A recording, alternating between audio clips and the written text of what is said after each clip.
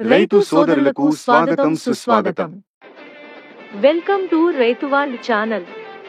అందరికీ నమస్కారం.